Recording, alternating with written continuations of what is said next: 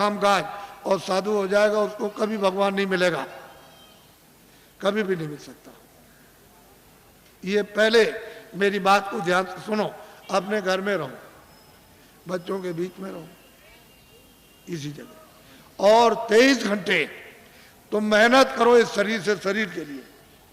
दुकान करो, दफ्तर का काम, खेती करो, इस शरीर के लिए, भोजन, कपड़ों के लिए, इसके लिए, दवा के लिए, सब, और बच्चों के लिए, इसके लिए, और 1 घंटा उसमें से बचाओ अपनी जीवात्मा के धन के लिए, ताकि इसको कल्याण हो जाए, इसकी मुक्ति हो जाए, ये आवागमन से छुटकारा पा जाए, न जल में न मरे।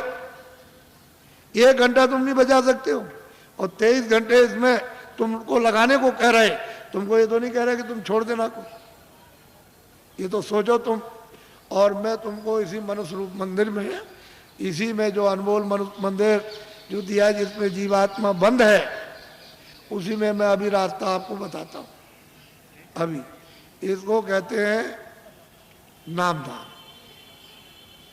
इसके पहले 2 चीजों का ध्यान रखो हमेशा, कि शाकाहारी हो जाओ। जितने भी अनाज है, सब्जी है, फल है, दूध है, घी है, 100 बार खाओ। कितने बार? 100 बार। तुमको भूख लगे उससे भी ज्यादा खाना। तुमको कोई मना करने आए तब कहना। अच्छे मकान में रहो, अच्छी झोपड़ी में रहो, मना कौन करता आप? लेकिन शाकाहारी, अशुद्ध आहार मत करना। बस इतना ही बचत करनी है कि आपको अशुद्ध आहार नहीं करना। किसी आदमी का, किसी बच्चे का, किसी पशु का, किसी पंछी का अशुद्ध आहार नहीं करना। शुद्ध आहार करो आप, जिससे शुद्ध बुद्धि रहे। भाई इतना ही तो आपको बताना, क्योंकि अशुद्ध आहार से तो तरह तरह घर में झगड़ा, बाहर झगड़ा, ये झगड़ा, वो झगड़ा, ये बीमारी, वो बीमारी, वो बीमारी, वो बीमारी, वो बीमारी, वो तो फैलने वाली है। अभी बीमारी जो फैलेगी उसको तो अभी आपने देखा ही नहीं। तो असल में शाकाहारी, शुद्ध आहार। दूसरा है बीड़ी पियो, तंबाकू पियो, हुक्का। मैंने तो कभी पिया नहीं, मुझे तो मालूम है नहीं कि हुक्का, बीड़ी, तंबाकू कैसा होता। लेकिन ये बच्चे जो 18 साल 20 साल के खड़े हैं, वो बीड़ी, तंबाकू, हुक्का नहीं पीते, कभी मत पीना। जो बच्चे नहीं पीते कभी मत पीना, एक खराब आदत न डालना। जो पीते हैं वो पी लो, आपके लिए मत। लेकिन बच्चों, बच्चियों, ऐसा कोई नशा मत करो जो तुम्हारी बुद्धि पागल हो जाए। तुमने इसको नहीं सोचा? कोई नशा मत करो किसी तरह का हो जो बुद्धि पागल हो जाए, और तुम अपने घर में बच्चे बच्ची को और अड़ोस पड़ोस में बहू बेटी को पहचान न सको। ऐसा कोई नशा मत करो। और चले जा रहे हो तुम, तो सामने तुमने समझा कि जमीन बराबर, और वहाँ गड्ढा मिला, उसमें पैर चला गया तो पैर टूट गया, और सिर लड़ गया गड्ढे में तो सिर फट गया, मर गए। ऐसा कोई न रामायण कहती है, न महात्मा कहते हैं, न कुरान कहती है, न फकीर, न मस्जिद कहती है, न मंदिर कहते हैं, न शिव जी कहते हैं, न आपको कोई और। ये कोई ओ जो कहते हो शिव जी भांग पीते थे, भांग पीते थे, भांग पीते, तुमने भांग पीते हुए देखा? वो भांग नहीं थी, वो कोई और नशा था। ये झूठी बात है। जो लोग उनके नाम से भांग पीते और कहते हैं वो भांग पीते थे, भांग नहीं पीते थे। ये ऐसा देवता कभी भांग नहीं पीता, वो भांग नहीं पीते। लेकिन तुमने ये 2 चीजों से बचो, बाकी तो कोई मैंने मना किया नहीं। मैं तो एक सीधा साधा आपका सेवक हूँ, एक आदमी हूँ, और सही सच्ची बात तुम्हारे सामने तुमको बताने आए हो। तुम नहीं जगोगे, नहीं समझोगे, तो मैं इसके लिए क्या करूँगा? मैं तो अपनी बात कह के चला जाऊँगा। जब तुम उधर जाओगे, और उधर जब हिसाब होगा तुम्हारा, क्योंकि वो तो सब लिखा जा रहा, आज दिन में तुमने कितना बुरा काम किया, कितना अच्छा किया, कितनों को धोखा दिया, कितनों को मारा, कितनों के साथ बेईमानी की, कितनों को पानी पिलाया, कितने बार मंदिर में पूजा की, कितनी रामायण, कितनी कुरान पढ़ी, ये उधर में, और कैसे कुरान पढ़ी, ये वो सब वहाँ सब लिखा हुआ। वो आदमी भी मिलेगा जिसको तुम काट रहे हो, और जिसको मतलब है कि तुम उसको चीर रहे हो, वो सब मिलेंगे वहाँ। तो पूछेगा भाई तुम्हारे सामने कोई रामायण, गीता, कोई भागवत, कोई कुरान, पुराण कोई तुम्हारे सामने नहीं थे जिन्होंने, महात्मा फकीरों ने नहीं बताया कि भाई ये अच्छा ये बुरा? तो मोहम्मद साहब से पूछा जाएगा कि भाई मतलब ये है कि तुम गए थे जमीन पर और तुमने मतलब ये नहीं बताया कि बुरा काम बद काम है? कह लगे मैंने तो इनसे सबसे कहा था कि ये बद काम है, ये नेक काम, इस बुरे काम को मत करना, अच्छे करना, लेकिन इन्होंने मेरी बात नहीं मानी। तो फिर वो भेजेगा सीधा वहाँ हिसाब करता है। वो हिसाब करता है। तुमको दोजख और नरक मालूम नहीं है। वहाँ बड़े बड़े बादशाह पिट रहे वहाँ और जलाए जा रहे, कितने करोड़ों वर्षों तक जलाए जाएंगे और लाखों मीलों तक आवाज आती है और कोई सुनने वाला नहीं कहीं भी।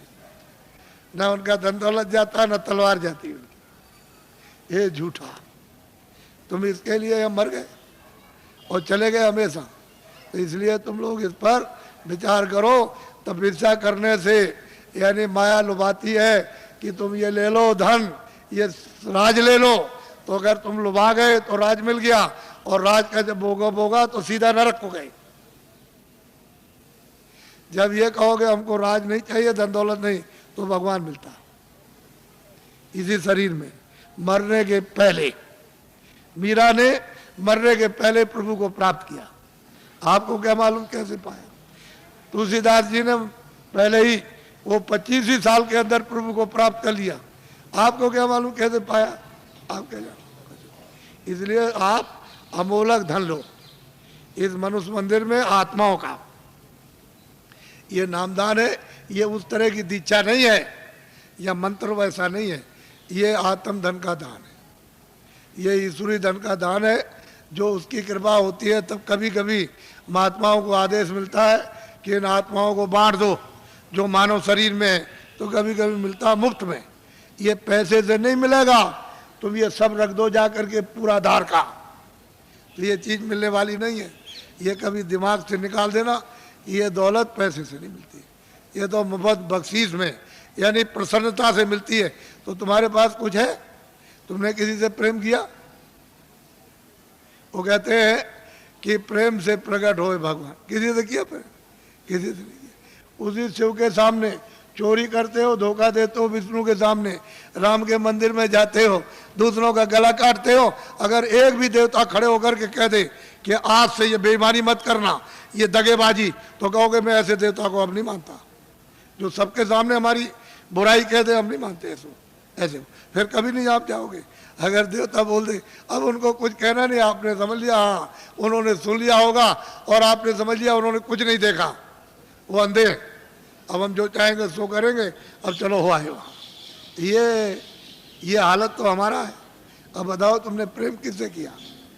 किससे प्रेम? वो तो कहते हैं प्रेम से मालिक मिलता है। आपने कैसे प्रेम? इसलिए आप सीधा, बहुत सरल है, बहुत सीधा है। कलयुग में अधिकार आपको दे दिया स्त्री पुरुषों को कि सभी लोग उस परमात्मा को प्राप्त कर सकते हैं।